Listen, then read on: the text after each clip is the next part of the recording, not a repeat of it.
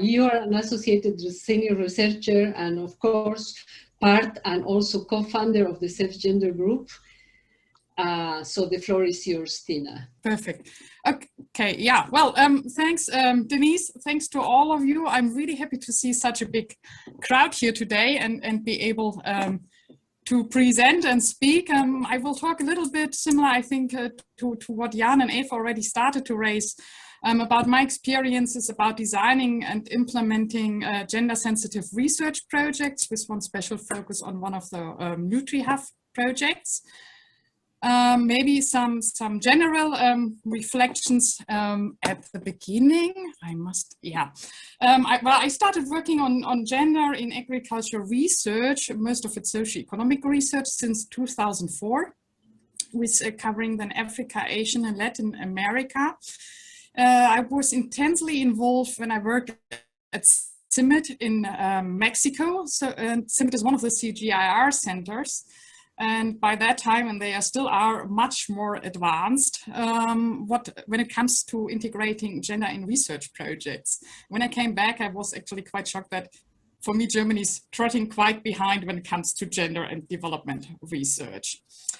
Why the CGR is so much more advanced, I can only guess. I guess it's a lot of pressure from donors, and then, as Jan already pointed out, from probably from institutional perspective, the management, the directors are putting pressure and probably driving change. Then the other issue I found when I looked at German research calls when writing proposals, donor interests are quite specific and generally not even mentioning gender once somewhere or other power issue or sensitive topics. So in a couple of research projects or research proposals I drafted, I found it actually difficult to integrate a gender sensitive perspective. The only solution I found, and maybe that's an encouraging word, I found solutions when you can still do it through the back door and maybe not even highlighting it predominantly in your proposal, but in the end you do your full research work later on fully engendered and more or less hide it at the beginning to the donor. But that's actually quite sad to be driven like that, and maybe can discuss also more about it later on. So one positive example where we with a couple of colleagues have managed to write a gender sensitive research project. That was the NutriHub project.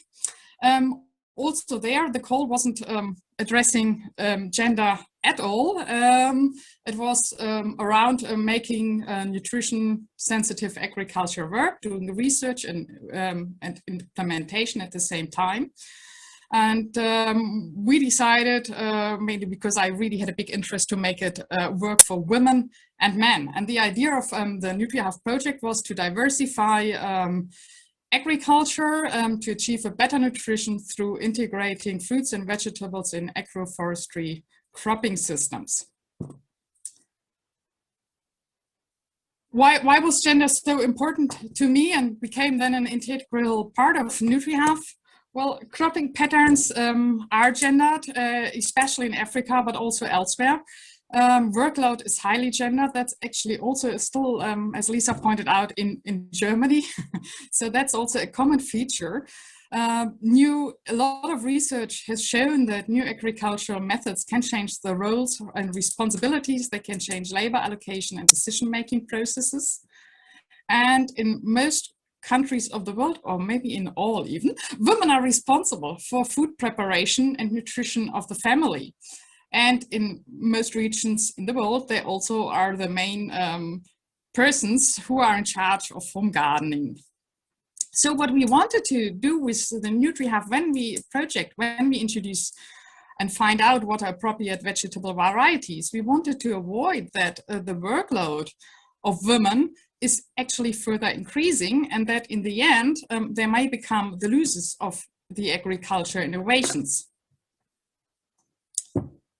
So we had a vegetable and fruit cropping system component as part of the research, and a socio-economic and gender component. And there was one component regarding capacity development, which addressed then production, nutrition issues, adoption constraints, also gender. And the idea was to work with farmers, extension agents, and policymakers. And as said, the design was a fully gender-sensitive research and implementation project. According to Denise, who did some more research on what has happened at CEF, it is the only fully gender-sensitive research project ever taken place. So I'm quite proud, actually, when I heard that. And yes, we considered the gender relations and implications, or we try to. So coming a bit to the results, oh, now we have to go through that, yeah. Of the field research showed, not surprisingly, the tasks and responsibilities are divided by gender. Men are more involved in the cropping systems, women more in the vegetables, and of course, all domestic care. It is traditionally, as in many other countries, also expected that women help out men with their agriculture work, but not vice versa. So it comes to very unequal working hours on average, for women around 12 hours and men 7 hours a day. There is a very high awareness of women's workload, and that also around gender equity, and that things may not be the way how they are in an ideal world. The government has invested a lot in gender trainings. There were also a lot of media campaigns. So the awareness we found from the research in the field is very high. But what surprised us tremendously, that actually visions how change could happen are completely missing. Like a vision how workload could be more balanced, which workload could men do, which work could women do.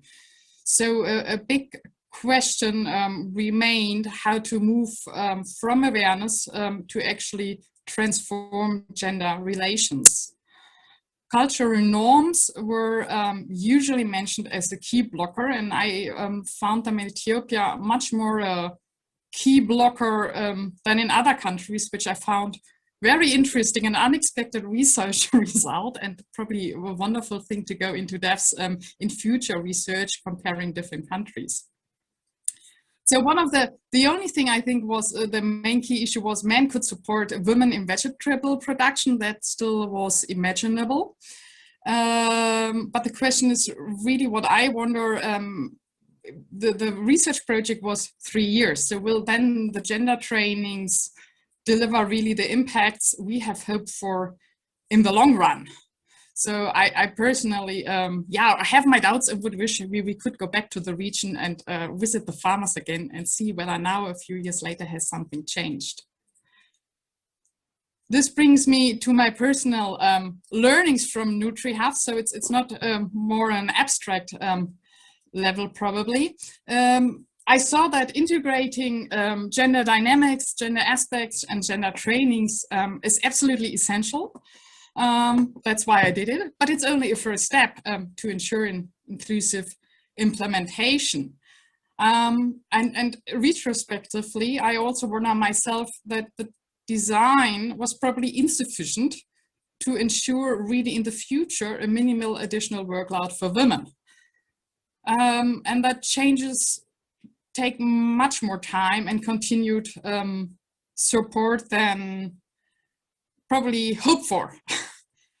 So the key question remains is really how to effectively achieve transformative change in short research projects. I know that there are research projects working on transformative change, also regarding gender relations. And I think we have to go more into depths, also doing research around it, how we can achieve this kind of change.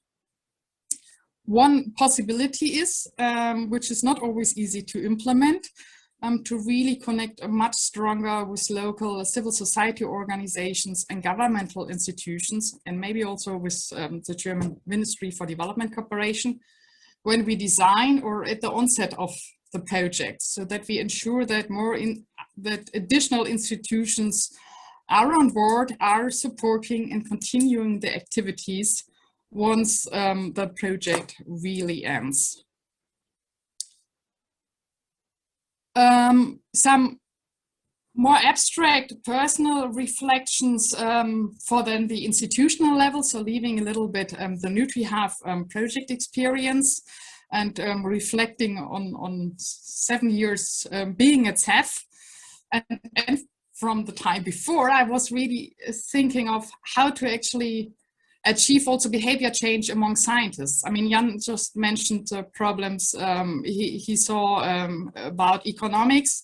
I saw also in NutriHav that not all scientists really were fully convinced or internalized the gender sensitivity. So there was, of course, nobody against it, and they were aware that gender is important.